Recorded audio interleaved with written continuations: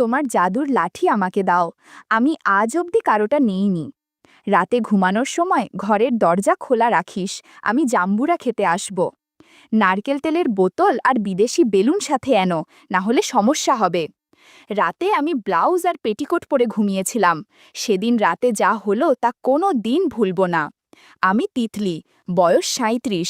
আমি বর্তমানে এক গৃহবধূ। আমি এক একান্নবর্তী পরিবারের বউ, কিন্তু আমি ছিলাম আধুনিক মনোভাবের মেয়ে। আর আমার এই মনোভাবের জন্য আমি আমার দিদিকে ধন্যবাদ জানাই। আমার দিদির জন্যই আমি অনেক কিছু জেনেছি।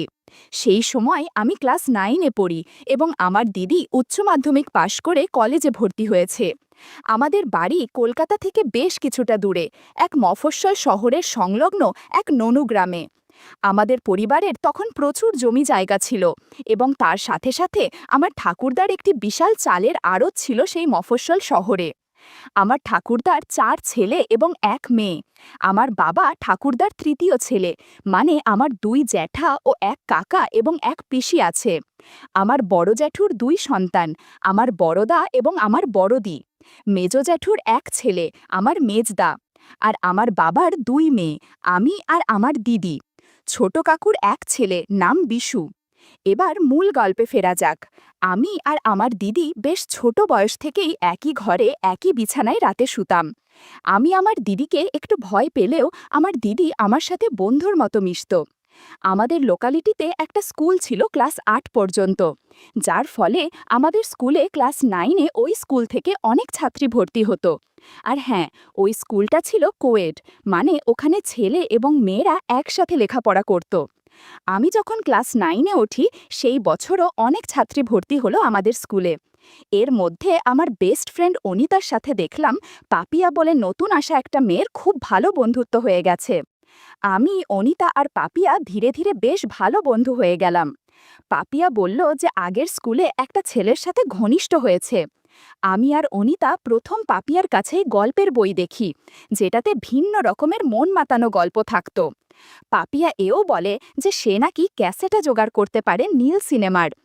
আমরা ঠিক করি যে একদিন আমরা স্কুলে না গিয়ে অনিতাদের বাড়ি যাব।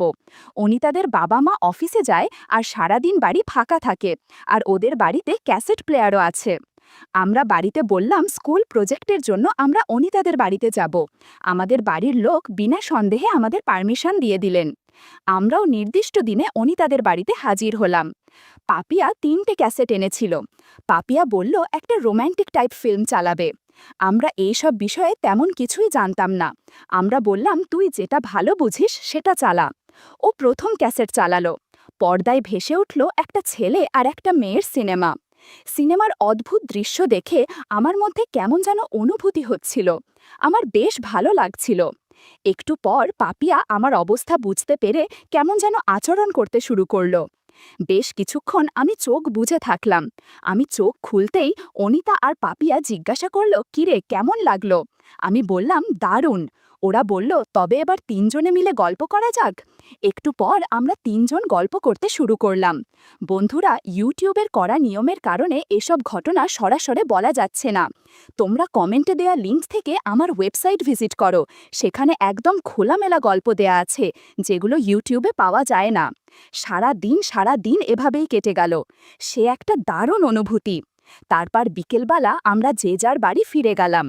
অনিতাদের বাড়ি থেকে ফিরে আসার সময় আমার একটু ভয় ভয় করছিল, কারণ আমার এটা প্রথম অভিজ্ঞতা। তাছাড়া বাড়িতে সবাই গ্রুপ স্টাডির কথাটা বিশ্বাস করবে তো? তবে বাড়ি ফিরে আমি অনেকটা রিল্যাক্স ফিল করলাম, কারণ দেখলাম বাড়ির পরিবেশ আর 5টা দিনের মতোই স্বাভাবিক। তবে দেখলাম আমার দিদি শেলি বাড়ি ফিরেছে। দিদি কলেজে ভর্তি হবার পর সেখানে হোস্টেলে থাকে, তবে সামনে কি একটা লম্বা ছুটি আছে, তাই ছুটি কাটাতে এসেছে। আমি নিজের ঘরে গিয়ে বিছানায় শুয়ে পড়লাম। আমি এসেছি দেখে দিদি আমাদের ঘরে এলো। আমাকে দেখে বলল, কিরে তিতলি, এসেই শুয়ে পড়লি যে, শরীর খারাপ নাকি? আমি বললাম না, এমনি। সে বলল, জানি না বাপু কি গ্রুপ স্টাডি করে এলি যে এত টায়ার্ড হয়ে পড়লি। আমাকে চাইলে সত্যিটা বলতে পারিস, আমি কাউকে কিছু বলবো না। আমি প্রসঙ্গটা এড়িয়ে যাবার জন্য বললাম, না না, এই একটু মাথা ধরেছে তো তাই। দিদি আমার পাশে বসে বলল, ন্যাকামি না করে সত্যিটা বল, ওরকম গ্রুপ স্টাডি আমি অনেক করেছি, তোর মুখ চোখ দেখে আমি বেশ আন্দাজ করতে পারছি। আমি বুঝলাম ধরা পড়ে গেছি। দিদির কাছে সব সত্যিটা ধীরে ধীরে বললাম। দিদি সব শুনে বলল, রাতে রেডি থাক, তোর জন্য সারপ্রাইজ আছে। রাতে খাওয়া দাওয়ার পর আমি আর দিদি শুতে গেলাম। দিদি ঘরে এসে দরজাটা লক করে দিল আর আমার কাছে এসে বলল, আজ আমার বোনটা বড় হয়ে গেছে। দিদি খুব সুন্দর একটা পারফিউম মেখেছিল। আমি সুন্দর গন্ধটা শুঁকতে থাকলাম। দিদি বলল, দাঁড়া, তোকে একটা জিনিস দেখাই। এই বলে উঠে গিয়ে নিজের সুটকেস থেকে একটা নকল জাদুর লাঠি বার করল। আমি এসব আগে দেখিনি। অবাক হয়ে তাকিয়ে আছি দেখে দিদি বলল, এটা দিয়ে আমরা হোস্টেলে মেয়েরা মনের ইচ্ছা পূরণ করি। বন্ধুরা, তোমরা বুঝেছ তো কিসের কথা বলছি? এরপর দিদি জাদুর লাঠি দিয়ে জাদু দেখাতে লাগলো। মিনিট ২০ পর দিদি বলল, আজকের মতো এটুকুই থাক, না হলে সমস্যা হবে। আমরা হোস্টেলে ঘণ্টাখানেক ব্যবহার করি। একটু পর আমি দিদিকে জিজ্ঞাসা করলাম, আগে কি কখনো আসল জাদুর লাঠি দেখেছ? দিদি বলল, কয়েকবার দেখেছি। তবে শোন, তুই তো জানিস অমরদা মানে আমাদের পিসির ছেলে আমার চেয়ে ২ বছরের বড় হলেও আমরা বন্ধুর মতো মেলামেশা করি। ঘটনাটা ২-৩ বছর আগে ঝাপানের সময়ের। সেই বছর আমি আর মা গেছিলাম পিসির বাড়ি ঝাপান দেখতে। আমরা সবাই প্রায় ৭-৮ জন পিসির বাড়ি থেকে গেছিলাম ননুগ্রামের ঝাপানতলায়। আর ওখানে একটা বিরাট মেলা বসে। ননুগ্রামের সেই মেলায় সেবারে নাগরদোলা এসেছিল। আমরা সবাই নাগরদোলা চাপলাম। সেই দলে মা আর পিসিমাও ছিল। কিন্তু আমার মাথা ঘুরে গিয়ে বমি হয়ে যায় ওই সময়। আমি একটু সুস্থ হলে পিসিমা অমরদাকে দিয়ে আমাকে বাড়ি পাঠিয়ে দেয় এবং বাকিরা ওখানে মেলা ঘুরে দেখতে থাকে। আমি অমরদার সাথে বাড়ি ফিরছিলাম। শরীর দুর্বল ছিল তাই আমি রাস্তায় হোঁচট খাই। প্রায় পড়েই যাচ্ছিলাম। অমরদা আমাকে ধরে ফেলে। এ সময় অমরদা একটা জাম্বুরা ধরে ফেলে। কি যে একটা অবস্থা বলে বোঝাতে পারবো না। আমি ওকে কিছু বললাম না। আমরা বাড়ি পৌঁছলে আমাকে অমরদা নিজের ঘরে গিয়ে বিশ্রাম করতে বলে। বাড়িতে আর কেউ ছিল না। আমিও চোখ বুজে শুয়ে পড়ি। খুব ক্লান্ত লাগছিল, তাই শুতেই আমার একটা ঘুম ঘুম ভাব এলো। আমি বেশ ঘুমিয়ে পড়েছিলাম। হঠাৎ আমার মনে হলো কেউ একজন আমার খুব কাছে আছে। চোখ খুলে দেখি অমরদা আমার পাশে বিছানায় বসে আছে। আমি সেদিন শাড়ি পরেছিলাম, ব্লাউজ একটু অগোছালো হয়েছিল, সেদিকে আমার খেয়াল ছিল না। অমরদা বলল, মেলায় নাগরদোলায় ওঠার পর থেকে তোকে অনেক ক্লান্ত লাগছে, ভাবলাম তোর একটু সেবা করি। আমি ছোটবেলা থেকেই অমরদাকে আমার ভালো লাগতো। আমি বললাম, ঠিক আছে, সেবা কর। আমার সম্মতি পেয়ে অমরদা ঘণ্টাখানেক আমায় সেবা যত্ন করল। মাঝে মাঝে ফল খেলো। কিছুক্ষণ পর বাড়ির সকলের ফেরার সময় হয়ে গেছিল। অমরদা আমাকে নিয়ে তার ঘরের সাথে লাগোয়া বাথরুমে নিয়ে গেল আর বলল, ফ্রেশ হয়ে নে, আমি ততক্ষণে ঘর গুছিয়ে নিচ্ছি। সেইবার পিসির বাড়িতে ৩ দিনে আমরা প্রায় ৭-৮ বার অনেক মজা করেছিলাম। এর পরেও আমি পিসির বাড়ি গেলে বা অমরদা আমাদের বাড়ি এলে আমরা সকলের নজর এড়িয়ে গল্প করতাম। এটা ছিল আমার জীবনের প্রথম জাদুর লাঠি নেয়ার অভিজ্ঞতা।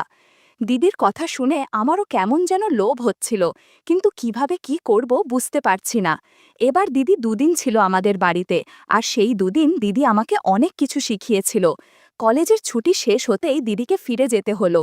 যাবার সময় আমাকে দিদি তার নকল জাদুর লাঠি দিয়ে গেল, যাতে আমি একা কিছু করতে পারি। কিন্তু আমি জানতাম না ভাগ্যদেবতা আমার জন্য অন্য কিছু ঠিক করে রেখেছেন। কিছুদিন পরে অনিতা আর পাপিয়া একদিন বিকেলের দিকে এলো আমাদের বাড়িতে দেখা করতে। আমি আমার আর দিদির মধ্যে শেষ কিছুদিনের ঘটে যাওয়া ঘটনার কথা বলতে চাইনি, কিন্তু পাপিয়া আমার হাঁটাচলা দেখে বলল যে আমি ইতিমধ্যে কারোর সাথে কিছু করেছি কিনা। আমি এড়িয়ে যাবার চেষ্টা করলেও ওরা দুজনে আমাকে সব সত্যি বলতে পিড়াপিড়ি করল, আর আমাকে বাধ্য হয়ে সব কথা খুলে বলতে হলো। এমনকি নকল জাদুর লাঠিও দেখালাম ওদের। দেখেই পাপিয়া আগে ওটা নিয়ে একাই ব্যবহার করতে শুরু করল, আর মাঝে মধ্যে আমাদেরও ব্যবহার করতে দিল। আমাদের বাড়িতে সব পুরুষরা নিজেদের কাজে সকাল থেকে বেরিয়ে পড়ে, আর বাড়ির মহিলা আর বাচ্চারা দুপুরে একটু ঘুমিয়ে নেয়। সেদিন আমি, পাপিয়া আর অনিতা নিশ্চিত ছিলাম যে আমরা ধরা পড়ব না। কিন্তু আমি জানতাম না আমার মেজদাদা সেদিন তাড়াতাড়ি বাড়ি ফিরে এসেছিল, আর আমাদের ঘরে আওয়াজ হচ্ছে দেখে জানালার ফুটো দিয়ে উকি দিয়ে দেখছিল। এমনকি আমাদের কর্মকাণ্ড দেখে ফেলেছে। অনিতা আর পাপিয়া বাড়ি চলে গেলে মেজদাদা আমার ঘরে এসে আমাকে ভয়ও দেখালো যে ও সবাইকে বলে দেবে এসব কথা। আমি ওকে অনুরোধ করলাম যেন কাউকে কিছু না বলতে। তখনও বলল, তাহলে আমাকে জাম্বুরা খেতে দিতে হবে। আমি বুঝে গেলাম মেজদা কি বলতে চাচ্ছে। তবুও একটু আশ্চর্য হয়ে ইস্তত বোধ করলাম। মেজদা বলল, তোর দিদি অমরদার সঙ্গে কি করেছে তা তোর বান্ধবীদের বলেছিস তা আমি শুনেছি। তোদের দুই বোনের সব কীর্তি আমি জেনে ফেলেছি, বেশি নাটক করলে সবাইকে বলে দেব। আমি দেখলাম মেজদা শুধু দেখেই ফেলেনি, শুনেও ফেলেছে সব কথা।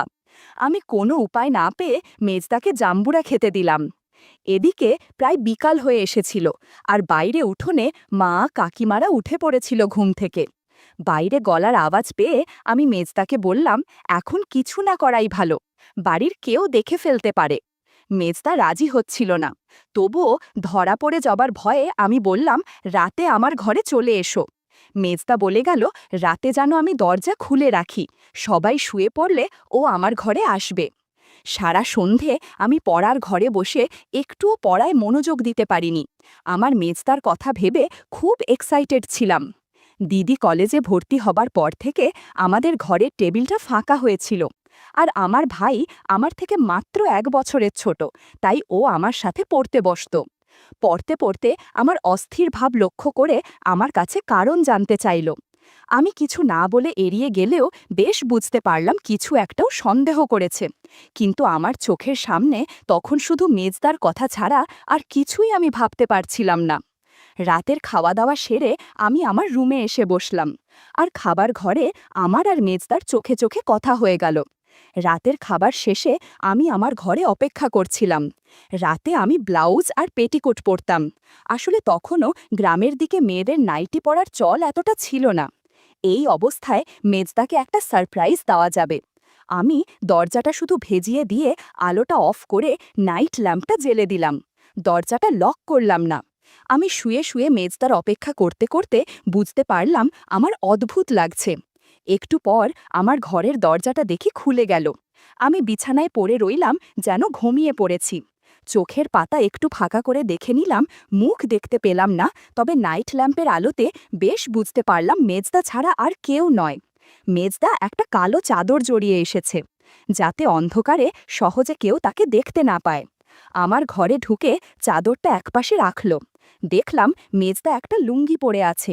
মেজদা নাইট ল্যাম্পের আলোয় আমায় এক দৃষ্টে দেখতে লাগল। আমি তার চোখে আকর্ষণ দেখতে পেলাম। সে এসে আমার বিছানায় পাশে বসল। কিসের দিকে যেন তাকিয়ে আছে ঠিক বুঝতে পারলাম না। আমি যেন ঘুমিয়ে পড়েছি সেইভাবে শুয়ে রইলাম। মেজদা বলল, আমি জানি তুই জেগে আছিস। কথাটা শুনে আমি উঠে পড়লাম। দাদা বলল, আমি নারকেল তেল আর বিদেশি বেলুনে এনেছি। তোর সাথে প্রথমবার গল্প করব, তাই ভাবলাম এগুলো নিয়ে আসি। এগুলো ছাড়া অনেক ভালো লাগবে না। একটু পর আমরা গল্প করতে শুরু করলাম। বাড়ি ভর্তি লোকের মাঝে আমি চেঁচামেচি করছিলাম। মেজদা বলল, এত জোরে শব্দ করিস না, সবাই বুঝে যাবে। এই রাতে 40 মিনিটের মতো গল্প করেছিলাম। শেষ মুহূর্তে হঠাৎ দরজার কাছে খুট করে একটা শব্দ হতেই ঘুরে দেখি মেজদা দরজা লক করেনি, আর সেই দরজার সামনে দাঁড়িয়ে আমাদের ছোট ভাই বিশু দাঁড়িয়ে আমাদের দেখছে, আর নিজে নিজে কি যেন করছে। আমি একটু হকচকিয়ে গেলাম। এমন মুহূর্তে ও আশায় রাগ হলো প্রচণ্ড। আরেকটু পরে আসলেই বা কি ক্ষতি হতো। রাগের মাথায় ভাবলাম, ও যদি আবার কাউকে কিছু বলে দেয় তাহলে তো সমস্যা হবে। মেজদাকে বললাম, বিশুকেও আমাদের গল্পের আসরে সামিল করি, তাহলে ও কিছু বলতে পারবে না। আমি আস্তে আস্তে বিশুর সামনে গিয়ে বসলাম। অন্ধকারে কিছুই বুঝতে পারল না যে আমি ওর সামনে বসে আছি। আমার ছোঁয়া পেতেই ও ভয় পেয়ে পালাতে গেল, আর আমি ওকে বাধা দিলাম। বললাম, তোর লজ্জা করে না? এত রাতে আমার ঘরে ঢুকে কি করছিলি? আমি না তোর দিদি হই? ও পাল্টা দিল, তুই নিজের ঘরে মেজদার সাথে যা করছিলি তা খুব ভালো কাজ নাকি? বাড়ির সবাই জানলে কি হবে বলতো? আমি বললাম, কিন্তু বাড়ির লোককে কে বলবে? ও বলল, আমি যদি বলে দিই? আমি বললাম, তবে আমিও বলে দেব যে আমাদের দেখে ফেলেও সঙ্গে সঙ্গে বাড়ির সবাইকে না জানিয়ে তুই চুপচাপ দেখছিলি। আমার কাছে ন্যাকা সাজিস না।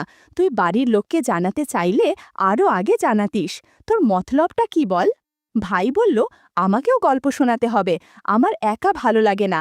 একসাথে 2 জনের সাথে গল্প করতে পারবো ভেবে আমিও আর বাধা দিলাম। পালাক্রমে বিশু আর মেজদার সাথে অনেক গল্প করেছি রাতভর। ঘড়িতে তখন রাত 2:30 বাজে। ঘর অগোছালো হয়ে আছে, জামা কাপড় এদিক সেদিক ফ্লোরে পড়ে আছে। ওরা গুড নাইট বলে নিজের রুমে চলে গেল। এদিকে আমিও একটা ম্যাক্সি পরে ফ্রেশ হয়ে নিলাম। হাঁটতে অসুবিধা হচ্ছিল, তবুও রুমের দরজাটা লক করে কোনো মতে শুয়ে পড়লাম। ক্লান্ত থাকায় তাই সহজেই ঘুমিয়ে পড়লাম।